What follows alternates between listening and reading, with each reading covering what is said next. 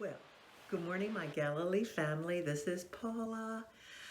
It's Good Friday, Holy Week, Good Friday. It always seems strange to me to say good because we know what happens, but then we know what happens. So it is good. And so, Lent's over. How'd you all do? I know some of us gave things up.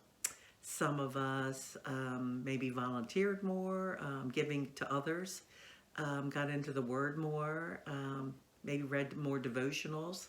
So I know, I guess it was a few videos ago now that I said I wanted to be more intentional this year for Lent and really pay attention.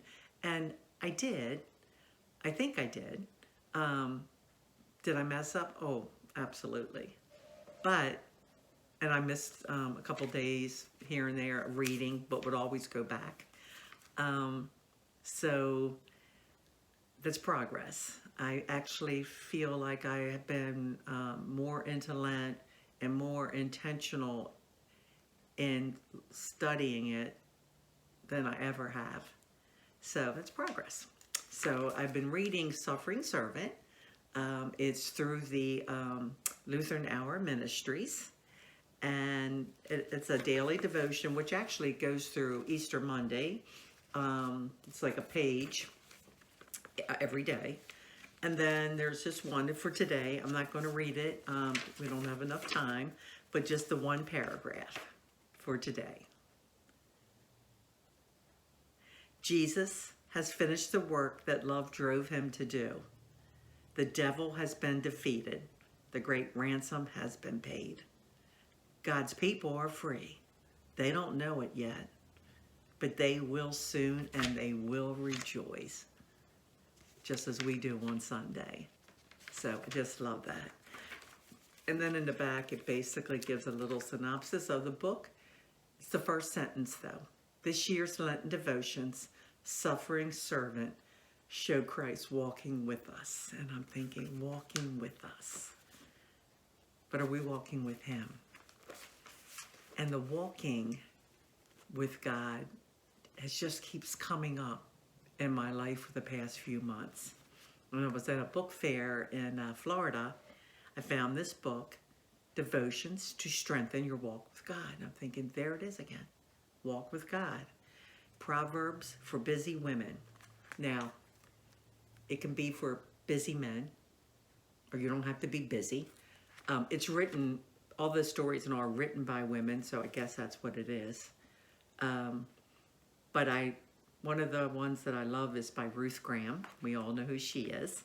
My first priority in life, Proverbs 19:23. The fear of the Lord leads to life, and he who has it rests satisfied. And I'm thinking, that is so true.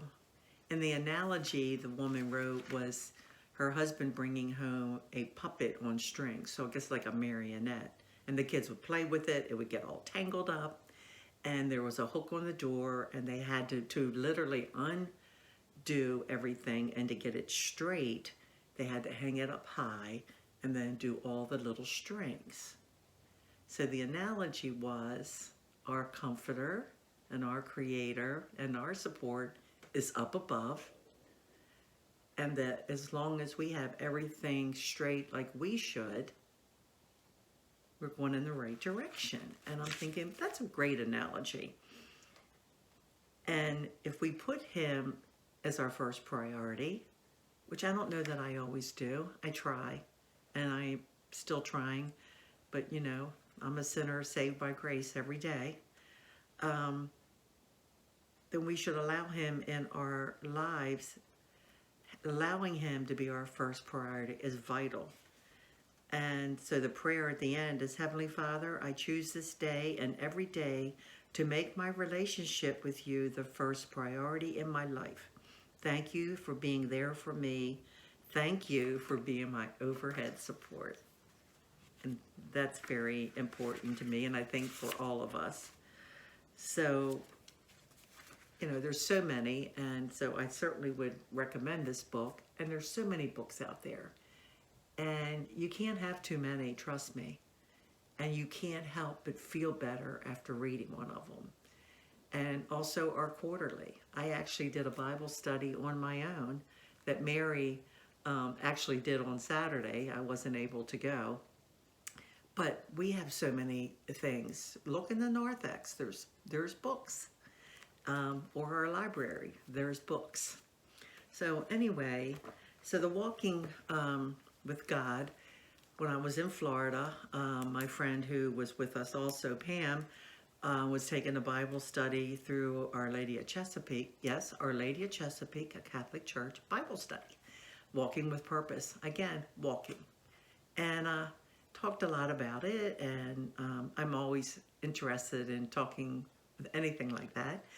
But anyway, the speaker for this, it was last Thursday, was going to be at John Newman Church, and she wrote all the books, Walking with Purpose. There's a whole series of them. And Pam's daughter-in-law bought me a ticket. So I went and sat there along with 959 other women. Yes, large church. It was amazing. But it, not only amazing, but to hear these women, and they were so excited because so many of them didn't grow up with the Bible, didn't have a relationship with Jesus Christ. So this woman's background, she was brought up Protestant, and her father was a minister, so she knows her Bible, front, back, middle, all the way. And so now it's probably been 20 years ago. She started with 8 women. They wanted to know more about Jesus Christ. They wanted her to teach them. She started with 8 women in this room, and now it's over 43,000 nationwide. And so, wow. And she just had many problems in her life, but as she describes it, we're living on the battlefield. And I'm thinking to myself, yes, we are, especially now. I've said that so many times in these videos for almost a year, especially now. But I'll say it again, especially now. There's just all kind of things and conflict and all over. And I'm thinking, how do people get through without walking with God and having faith? And so that's what I wish for all of us. Because we know that while we're here, what we're supposed to do. Pastor always says the service is ending, but the work has just begun. And I'm thinking, that's true. Work has just begun. And we have work to do as Christians. And I know we were talking about it on the way home that night, that it was like, you just want everyone to have what you have, to feel like you do. But it's not easy. And you just have to find a way to get with people and to do it. Like, how many people have given out the Easter postcards? Invited someone. Personally invited someone. That's our job. Can be uncomfortable, but I think we're supposed to be uncomfortable because we're Christians. And so we're blessed to be in Galilee and have this loving, loving church. The parishioners, everyone is so loving and generous. Just yesterday I found out that Pastor was saying no more money for Abby. Thanks to the generosity of our parishioners, and a big shout out to the men's group who really did a lot. She has enough. Please continue to put cards and prayers in there, but I thought, how wonderful. I'm not surprised. I knew it would happen. I didn't know it would happen this quickly, but it did. But again, thank you to the men's group. We're blessed to have you. So we're blessed to have so many things. And now our new outdoor worship. And you'll be hearing a name shortly, but it's going to be wonderful. And then remember the Easter breakfast on Sunday. That's always wonderful to start out your Easter morning with your family, your church family.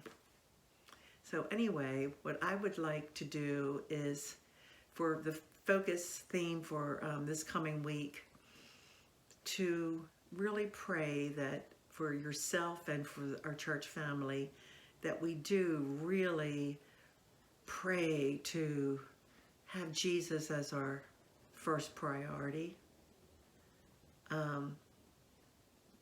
Thank Him when we wake up, and that we continue to walk with Him and to work with others and really spread the news, as we're supposed to be out there making disciples.